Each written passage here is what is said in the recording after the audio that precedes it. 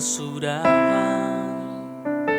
Kasih setiamu Tuhan, selalu baru rahmat-Mu bagiku. Hari berganti hari, tetap kulihat kasih-Mu, tak pernah berakhir di hidupku. Tuhan Yesus baik, sungguh amat baik, untuk selama-lamanya. Tuhan Yesus baik.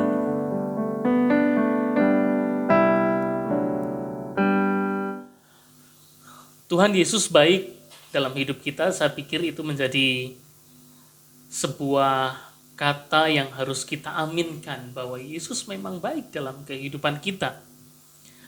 Tapi kalau kita mencoba merefleksikan lagu ini tadi pada bait yang pertama, dia ada berkesudahan kasih setiamu Tuhan. Itu justru muncul di tengah-tengah kitab yang terkenal dengan ratapan dan tangisnya, penderitaan. Yaitu kitab ratapan. Kalau kita membuka dan membaca ratapan pasal 3, ayat yang ke-22 sampai 23, ini akan menolong kita untuk mengetahui teks ini. Ratapan pasal 3 ayat 22 sampai 23. Tak berkesudahan kasih setia Tuhan, tak habis-habisnya rahmat-Nya, selalu baru tiap pagi, besar kesetiaan-Mu. Ayat ini adalah salah satu ayat yang cukup terkenal juga dan menjadi refleksi dalam perjalanan hidup untuk memulai sesuatu hari yang baru. Nah, Bapak, Ibu, Opa, Oma, saya senang bisa menyapa kembali dalam sapaan firman Tuhan hari ini. Nah, kalau kita merenungkan dalam kehidupan kita, pernahkah kita terpikir bahwa kalau kita disuruh mencari tempat atau lokasi atau bagian dalam rumah kita, bangunan rumah kita, mana sih yang biasanya selalu identik dengan hal yang kotor gitu ya? Biasanya kalau tidak gudang, biasanya kamar mandi. Tapi kebanyakan pasti sering melihat bahwa kamar mandi adalah tempat yang kotor, tempat yang tidak bersih, tidak higienis, Pak. Karena itu kita tidak mungkin makan di kamar mandi kan? Kita tidak mungkin nonton TV di kamar mandi gitu. Karena kita melihat di situ adalah tempat yang kotor.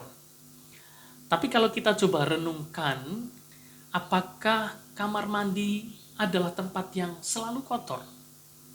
Saya pikir tidak.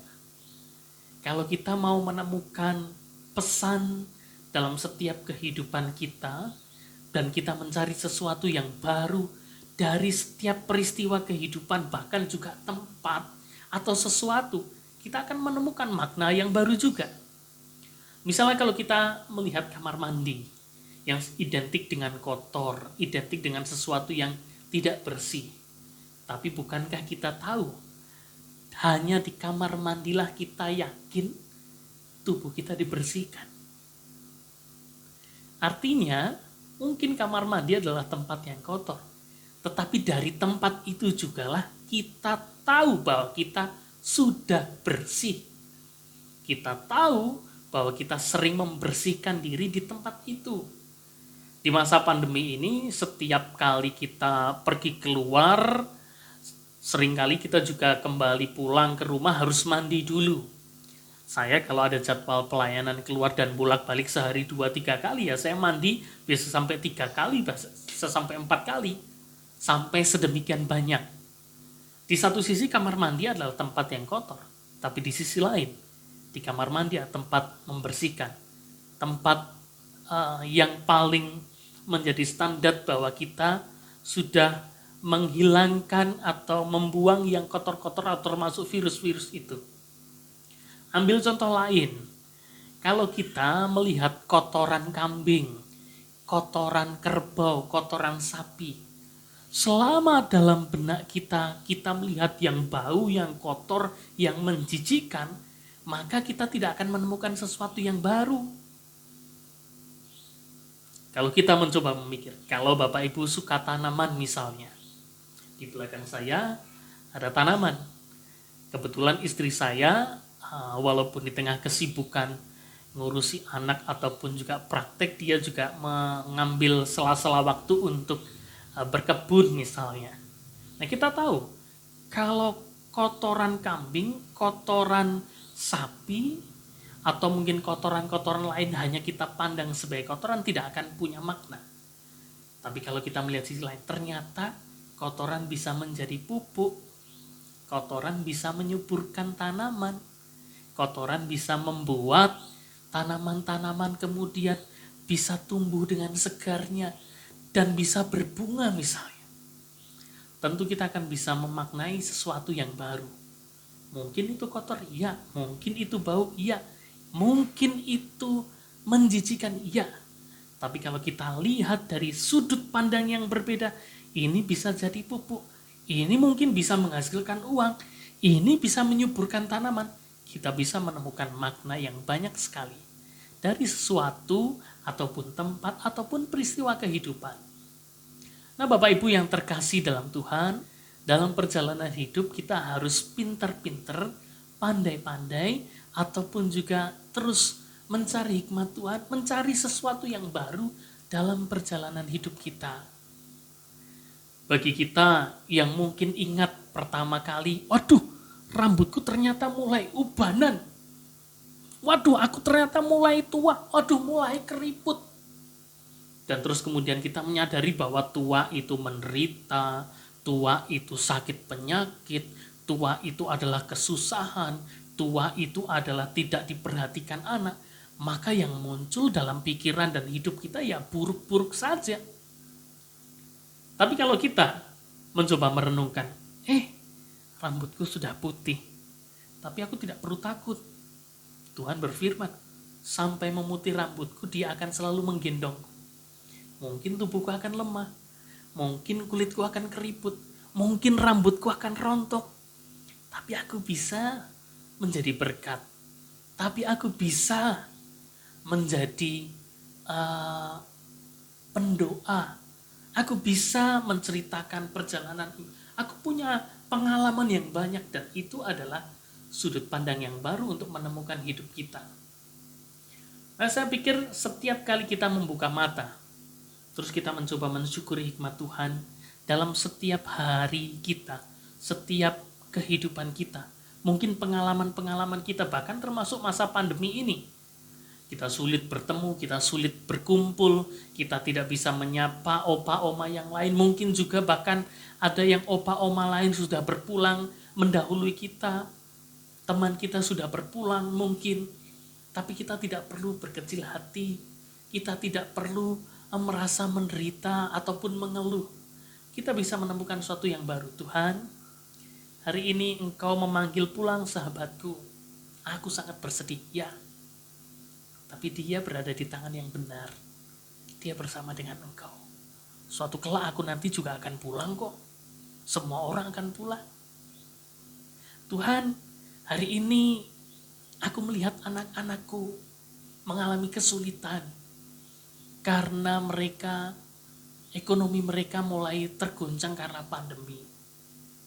Tapi justru aku melihat anak-anakku mulai mengontrol diri, rajin berdoa dan mengandalkan Engkau.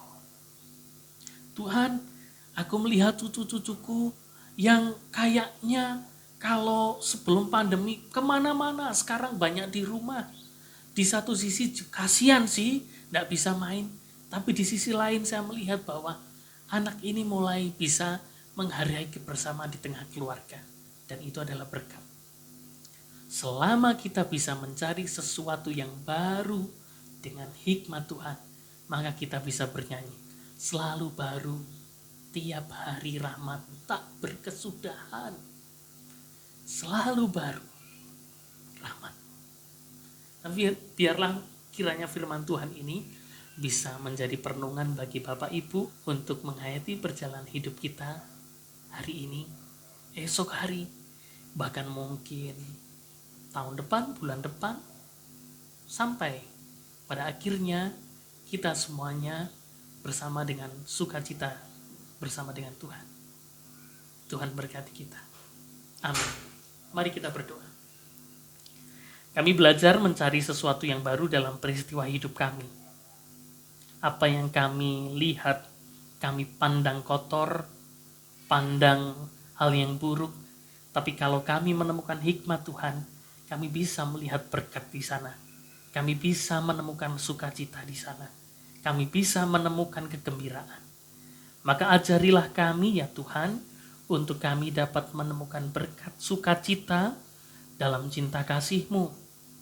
Berkatilah opa oma kami, Eyang Kong yang uti yang sudah lanjut usia, biarlah Tuhan juga boleh memberi kegembiraan.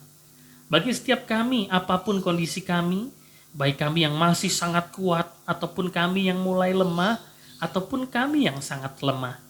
Kami mau terus mencari sesuatu yang baru di dalam Tuhan. Karena Engkau pun juga memberikan rahmat-Mu setiap hari dengan sesuatu yang baru. Terima kasih untuk firman-Mu. Berkatilah, biarlah dalam gereja-Mu kami juga semakin bertumbuh dalam iman. Terima kasih Engkau menganugerahkan kesempatan kepada kami untuk belajar firman Tuhan. Terpujilah nama-Mu kekal selama-lamanya. Di dalam Kristus kami berdoa. Amin. Tuhan memberkati Bapak, Ibu, Opa, Oma semuanya.